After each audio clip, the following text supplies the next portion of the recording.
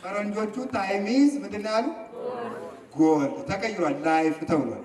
ተሳስታችኋል። ምን ሆኗል? ህይወት ተብሏል። ጊዜ ወርቅ ነው ሳይሆን ጊዜ ህይወት ነው። ጊዜ ህይወት ነው።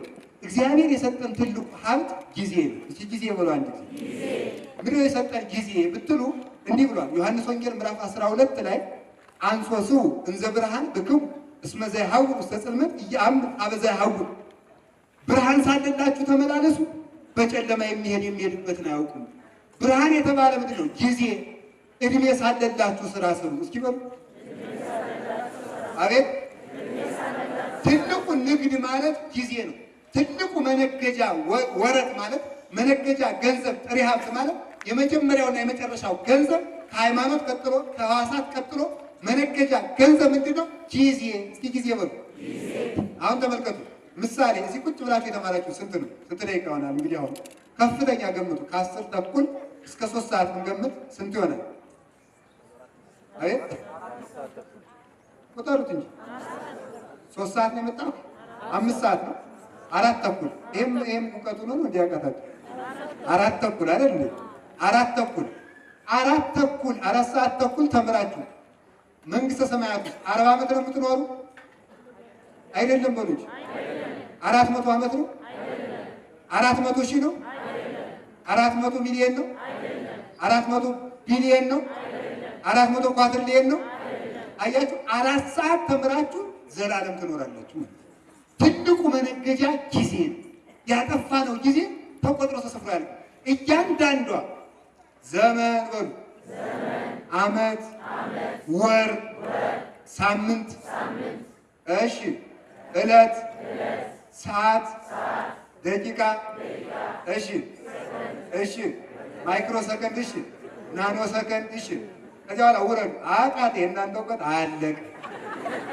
የቤተ ክርስቲያን እንቀጥል እንግዲህ እንቀጥል። በቃ እንቀጥላለን። ከናኖ ሰከንድ በኋላ ከዚያ በኋላ እንቀጥል።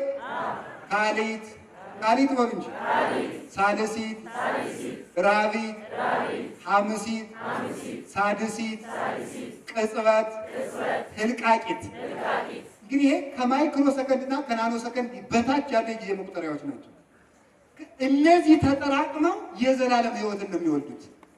የዘላለም ህይወት ማለት ለዚህ ነው። የመዳን ቀን ዛሬ ነው፣ ከዛሬም አሁን ነው የተባለው ለዚህ ነው። እያንዳንዷ ፖል ተደግፋችሁ እያወራችሁ የምታባክኑት፣ ቴሌቪዥን ላይ አፍጥጣችሁ ፊልም መልከት የምታባክኑት፣ በኳስ ጨዋታ የምታባክኑት፣ በወሬ የምታባክኑት እያንዳንዱ የዘላለም ህይወትን ያሳጣል፣ የዘላለም ህይወትን ያስገኛል። ጊዜ ድንግል ማርያም እመቤታችን ተመልከቱ፣ የአምላክ እናት ሁና በምድር ላይ የኖረችው ዕድሜ ስንት ነው? 64 ተመልከቱ። ቅዱስ ጊዮርጊስ በምድር ላይ 4 ጊዜ ሙቶ ተነስቶ 7 አክሊላትን የተቀበለ ጠቅላላ ዕድሜው ስንት ነው? 27። እስኪ 27 ዓመት ሰዎች ልጃችሁን አውጡ። እሺ አውጡ። እሺ ከ27 ዓመት የሞላችሁ በቃ የሞላችሁ ከራሱ ላይ ይላል አይደል? ትክክል 27 ባይሆን እንደው የሞላችሁ አውጡ እንጂ። እሺ እንዲህ ሆኖ ግን እስካሁን ያልቆረባለ፣ እስካሁን ዳዊት የማይደግማለ፣ እስካሁን የማይጸልያለ። ስለዚህ እባካችሁ ጊዜያችን እንጠቀምበት። ለጊዜ ይትበሉ ለጌሰም ለነገ አትበሉ አለ ጌታ። ለነገ አትበሉ ማለት እንደው ሁለት ነገር ነው። ለነገ አትበሉ ማለት ማቴዎስ 6 ላይ አንደኛ ነገ እንድጠነክር እያላችሁ ዛሬ አትብሉ። ለምን ዛሬ አብዝታችሁ አትብሉ? እስመ ጌሰም ትሄሊ ለርሳ የነገውን ነገ ትበሉታላችሁ ነው አንዱ። ሁለተኛ ለነገ አትበሉ ማለት ኃጢአቴን ነገ ተናዝዤ ነገ ቆርባለሁ፣ የዛሬ 5 ዓመት እንዲህ ስመረቅ እንዲህ ስጨርስ አትበል። እስመ ጌሰም ትሄሊ ለርሳ የዛሬ 5 ዓመትማ ደግሞ የዛሬ 5 ዓመቱን ጽድቅ ትሰራዋለህ። ዛሬ የዛሬውን ጽድቅ ስራ። ዛሬ ግን ነገ ግን የዛሬውን እሰራለሁ የምትል ከሆነ የነገውን መቼ ትሰራዋለህ? ስለዚህ የዛሬውን ዛሬ ስራው፣ የነገውን ጽድቅ ነገ ትሰራዋለህ። ኃጢአትንም ለነገ አትበል፣ ጽድቅንም ለነገ አትበል። ጊዜን ተጠቀም። እግዚአብሔር ዓለምን የሚመግብበት፣ ዓለምን የሚፈጠርበት፣ ዓለምን የሚያድንበት ተመልከቱ ጊዜ ነው። በ6 ቀን እግዚአብሔር ዓለምን ፈጥሮበታል። እንኳን እኛ በ6 ቀን 60 ዓመት 70 ዓመት በከንቱ አባክነናል። ቀሪ ጊዜያችን እግዚአብሔር ይባርክልን። በሕይወትና በመድኃኒት በንስሐ በጸሎት በጾም በቁርባን እንድናሳልፈው ቸሩ መድኃኔዓለም ጊዜ አይስጠን። የማንጠቀምበትን እድሜ እንድንጠቀምበት ያደርግልን። ስለዚህ ጊዜ ምንድን ነው? ሀብት ነው። እድሜ ሳለላችሁ ምን ማለት ምን በሉ ነው? ተጠቀሙ ነው። ነገ ዛሬ ሳትሉ የመሞቻ ጊዜያችሁ እንዳይደርስ ከዛሬዋ ከአሁኗ ሰዓት ጀምሮ ለድነት የሚያበቃችሁን ስራ ለመስራት ወስናችሁ ንስሐ አባት አበጅታችሁ ቅዱስ ሥጋውን ክቡር ደሙን ለመቀበል ቃለ እግዚአብሔርን ለመደማመጥ ለመጸለይ ጸሎት ለማቋረጥ አስራት በኩራት ለማውጣት አሁን ወስናችሁ ሂዱ። የመዳን ቀን አሁን ነው። እስኪ በሉ ምንድን ነው? የመጨረሻው አመፀኛው ገንዘባችሁ በሉ እስኪ ምን አብጁበት? እስኪ አንድ ጥያቄ ልጠይቃችሁ። ሰው በቀን 20 ደቂቃ መጽሐፍ ቅዱስ ቢያነብ በወር ስንት መቶ ደቂቃ ያነባል? እስኪ ንገሩኝ። 600 ነው? 900? እኔ አላውቅም። አባዙ እሱን እንግዲህ አቤት 600 ነው። እውነት በቀን ስንት ነው? 20 ነው። ይሄን ያነባል። በጣም ጥሩ። ይሄን ነው የሚያነበው። ግን 20 ደቂቃ አታችሁ ታውቃላችሁ? ታውቃላችሁ? እስቲ እንደው በሞቴ ከእናንተ መካከል ጊዜ የለኝም ብሎ ጦሙን የሚያደርግ አለ? ጊዜ የለኝም ብሎ ቁርሱን የሚተዋት አለ? ኧረ ተጠርጉታላችሁ። ያንንስ አዛዥ ጊዜ የለኝም ብሎ ምሳውን የሚረሳል የለም። ጊዜ የለኝም ብለህ ለምን እግዚአብሔር ትረሳዋል? ቢዚ በነገራችን ላይ ቢዚ ሰውን ቢዚ ያደረገው ቢዚ ነኝ ብሎ ማሰቡ ብቻ ነው እንጂ ሰው ቢዚ ሆኖ አይደለም። እና አሁን ተክለ ሃይማኖት ቅዱሳን እስኪ ያው መስሪያ ቤት እንሰራለን ትላለህ። መስሪያ ቤት ብትሰሩ ለነ ቅዱስ ዳዊት ለነ ሰሎሞን ያን ሁሉ አይላፈ እስራኤል ለመምራት እግዚአብሔር 30 ሰዓት ሰጥቷቸው 40 ሰዓት ሰጥቷቸው 24 ሰዓት ነው። ጊዜያችሁን በአግባቡ መጠቀም። ማታ አይንን አፍጥጦ አምሽቶ ማለዳ ለጸሎት እንነሳ ሲሉ ወዴት ነው? አይናችን ፈሶ ደንግዞ ቁጭ እንላለን። ለጸሎት በአግባቡ በሰዓቱ መተኛት፣ ለረፍት የሚሆን ለረፍት መስጠት በአግባቡ መጠቀም ይገባል። ቅዱሳት መጻሕፍትን አንብቡ። ማለዳ ሌሊት ተነስታችሁ አሁን ዲያብሎስ በጣም ክፉ ነው። ማለዳ ተነስታችሁ እንዳትጸልዩ ምን ምክንያት ይፈጥራል?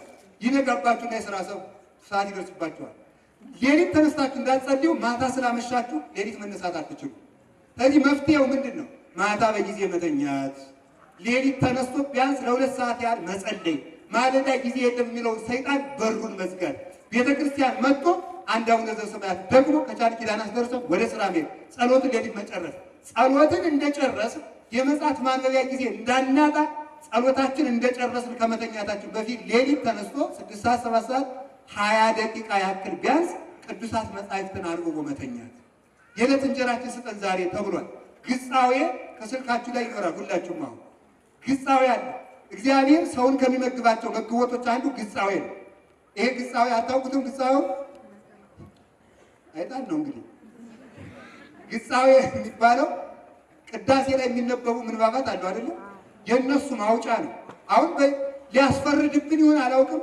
በሶፍት ኮፒ ሁላችንም ስልክ ላይ ይኖራል። መጫን ይቻላል። ያንን ግጻዌ በየቀኑ ግጻዌን ተመልከቱ። 365 ቀን ግጻዌ አለ። መጀመሪያ ዲያቆኑ የሚያነበው ጳውሎስ፣ ከዚያ መልእክተ ሐዋርያት፣ ከዛ የሐዋርያት ሥራ፣ ከዚያ ወንጌል፣ ምስባኩ፣ ዳዊት ቅዳሴ ላይ የሚነበቡት ለ365 ቀን ቅዳሴ ስለሚታዘዝ ንባብ አለ። ያንን በየቀኑ ጸሎት እንደጨረሱ ማንበብ የዕለት እንጀራ ተመገቡ ነው። ይህን ደግሞ የሚመጣው ጊዜን በመቆጠብ ነው። እና የእግዚአብሔር ሰዎች ጊዜያችሁን ምንኩስና ሰው ወደ ምንኩስና ሲገባ ገዳም ሲገባ 3 ነገሮችን ነው የሚታዘዘው: ጸሎት፣ ንባብ እና ስራ ተግባራት። ከጸሎት የተረፈውን ጊዜ ያነባል፣ ከንባብ የተረፈውን ጊዜ ይሰራል። ምንኩስና ማለት ጸሎት፣ ንባብና ስራ ነው። 3 ነው። ዓለማውያንም በዓለም የሚኖሩትም እነዚህን በአቅማቸው መስራት ይጠበቅባቸዋል። ከጸሎት የተረፈውን ጊዜ ለስራ፣ ከስራ የተረፈውን ጊዜ ለጸሎት። ፍሬ ጻማ ከተሴሰይ ብፁዕ አንተ ወሰናይ ለከ። ምንድን ነው? ተመልከቱ። የድካምህን ፍሬ ብላ ብሎ ስራ ተሰርቷልና። እነ ቅዱስ ዮሐንስ ሐጺር እንኳን እንዲሁ ጎለድ በማለት ጊዜን ማባከን። ቅዱስ ዮሐንስ ሐጺር ቅርጫት ሰርቶ ያችን ሽጦ ነበር የሚበላ። ቅርጫት መስራቱን መላእክትን በዓይኑ ለማየት በቅቶ እንኳን አላቋረጠም ነበር። ስራ አንዱ የጽድቅ አካል ስለሆነ ማለት። ከዚያ በኋላ ምን አለ? ሊሸጥ ዶ ተገቢያው ዶ የሚያየው እሱ ሚካኤልና ገብርኤል ነው እንጂ ገቢውን አያዩ። ከዚያ በኋላ አንተ ቅርጫት ሻጭ፣ አቤት ቅርጫቱ ስንት ነው? ሚካኤልኑ የአቢ ወሚመ ገብርኤል። ሚካኤል ነው ገብርኤል ነው የሚበልጥ ይለዋል። ምን የሆነ ነው? አያ ቅርጫቱ ስንት ነው? ቆለምል ሚካኤልኑ የአቢ ወሚመ ገብርኤል። ሶስተኛም ጠይቀው ሚካኤልኑ የአቢ ወሚመ ገብርኤል። የሚገዛው አጡ ቤቱ ግን ተመልከቱ፣ በዚህ እየጠገበ እንኳን ገጸ እግዚአብሔርን በማየት አንድነቱን ሶስትነቱን በማየት ሰራዊተ መላእክትን በማየት በምስጋናቸው ጠግቦ ረሃብ ጠፍቶለት እንኳን ስራ መስራቱን አላቆምም።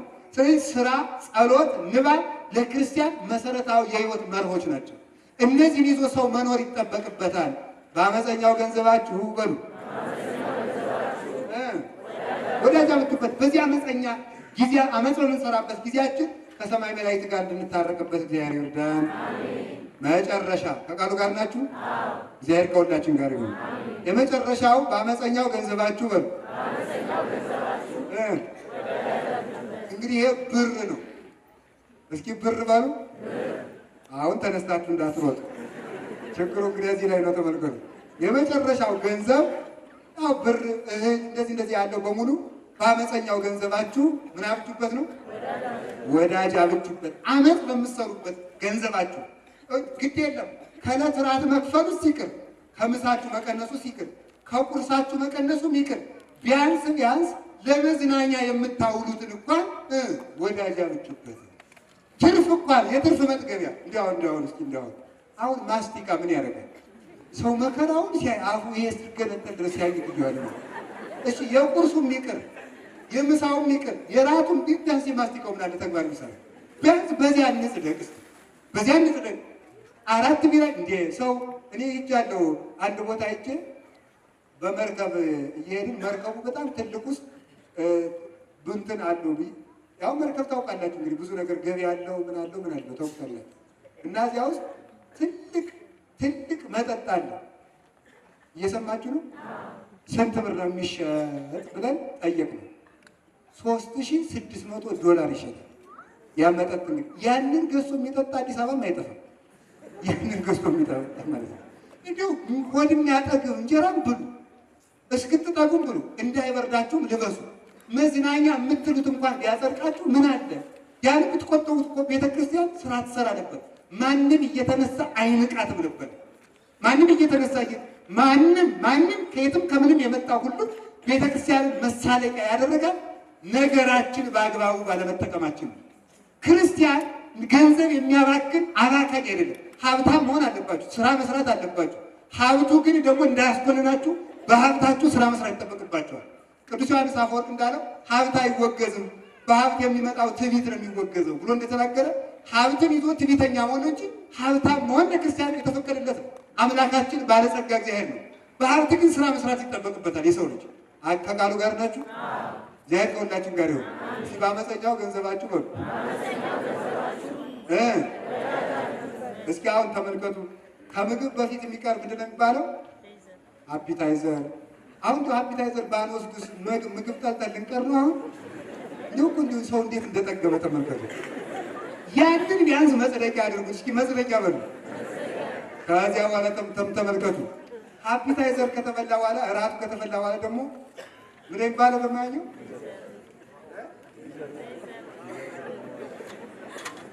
ሌላ ቦታ ላይ አፍተር ሬት ይሉታል፣ ወይም አፍተር ሬት ወይም አፍተር ዲነር ማለት ነው። አፍተር ዲነር አፍተር ላንች ማለት ነው መሰለኝ።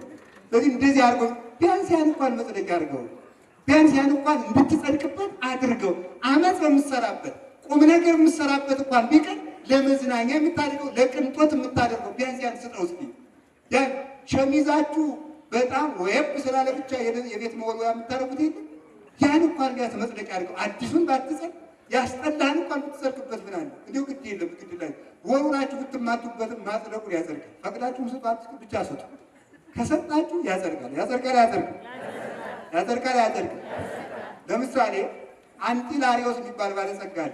አንጢላሪዮስ በጣም ንፉግ ነው እና አንዱ ዳህልና አንጢላሪዮስ ዛሬ ምሳይል ቢያበላኝ ምን ትከፍሉኛል? ደግሞ በልቶን አሸንፎ ሊከፈል ነው። ውርርድ ነው። ምን ትከፍሉኛል? ከዚያ ተመልከቱ። አይሰጥም፣ ይሰጣል። ተወራረዱ። ሄደና ስለ እግዚአብሔር አለ። እግዚአብሔር ያጥፋ አለና የሚበላው ደረቅ ዳቦ ነበር። ቢወረውር ግንባሩ ዳው ርቦት ነበረ። ተመስገን ጌቴ ብሎ ደሙን ብስ አድርጎ በላና ያ ሰው ሌሊት ባለጸጋው አንጢላሪዮስ በራእይ ነፍሱ ከስጋው ተለየች። ተለይታ አጋንንትም የእኛ ናት መላእክትም የእኛ ናት ብለው ቀርበው እዚያ ላይ ሲቀርብ ያ ድሃ መጣና ትማልም ዘአጽገብከኒ አምጽኡከኑ ዘየ ትናንት ያጠገብከኝን አጉራሽን መጋቢን ሆዴን ጠጋኝን እዚያ መጡ እያለ መጣለ አጋንንት ናቸው። አንተ ሞኝ መጣህ እንጂ አጠገብ አሉ። ኢታአውቀኒ እኔ ርቦኝ ስለነበር ዱላው አልታወቀኝም ብሎ መሰከረለት። በሩገነት አጉት ተብሎ ሲወሰንለት አየና ነቃ። ሲነቃ ነፍሱ ከስጋው ተዋህዶ ነቃ። ከነቃ በኋላ ለዱላ የወረወርኩት ዳቦ ገነት የሚያገባኝ ከሆነ ወዲጀማ በሰጥ እንዴት ጸድቅ ይሆን ብሎ ሀብቱን ጨርሶ ለነዳያን ሰጠ። ለነዳያን ሰጥቶ ሲጨርስ ያልደረሳቸው ድሆች መጡ። ከዚያ በኋላ መንገድ ወዴት እየሄዳችሁ ነው? ከደጉ ከአንጢላሪዎስ ቤት አሉ። ቀድሞ ሰጥቼ ጨረስኩ ወይ ቀደም ባላችሁ ቢሏቸው አዳምጥኛ እንዴት ነው አሉ።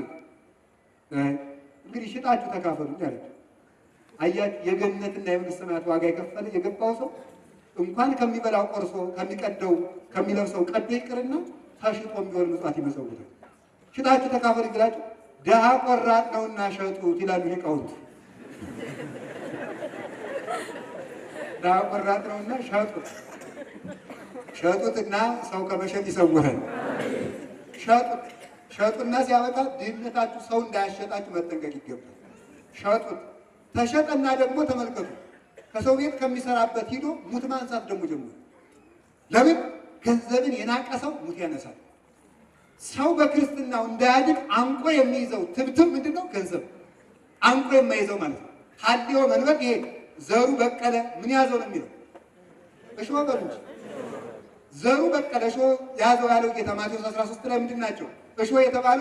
ፍቅረ ውሉድ፣ ፍቅረ ብእሲት፣ ሀልዮ መንበር፣ ትካዘ ዓለም እነዚህ ናቸው።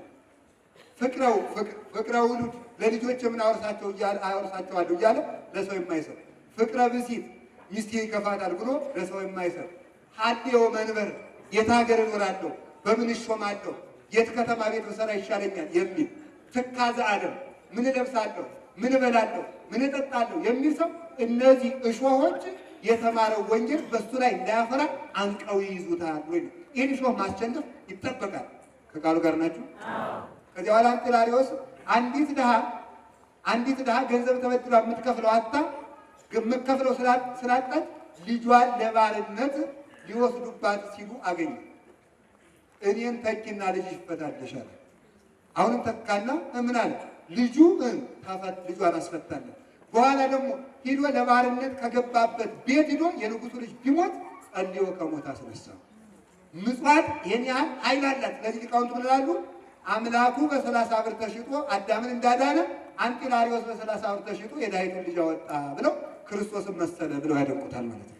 አምሳለ ክርስቶስ ማለት ይሄ ቤዛነትን መክፈል ክርስቶስ ራሱን ሰጥቶ አዳምን ከነልጆቹ ነፃ እንዳወጣ ራስን ሰውቶ ሰዎችን ከእስር ቤት ከረሃብ ከችግር ከስራት ከችግር ማውጣት የሚያስታርቁ ብፁዓን ናቸው ማለት እኮ አንድ ወርቅ እኮ ሰውየው ቢያጣ ሰርቆ ከእግዚአብሔር ጋር ሊጣላ የነበረው ይችን ብላና አትስረቅ ከእግዚአብሔር ጋር አትጣላ ብለው ሰርቆ ከእግዚአብሔር ጋር ሊጣላ የነበረውን ሰው የሚበላው ሰጥተው ከእግዚአብሔር ጋር የሚያስታርቁ ብፁዓን ናቸው። ይህን አድርገን ብንጸድቅ አምላከ ቅዱሳን ይርዳል። አሜን በሉ። በአመፀኛው ገንዘባችሁ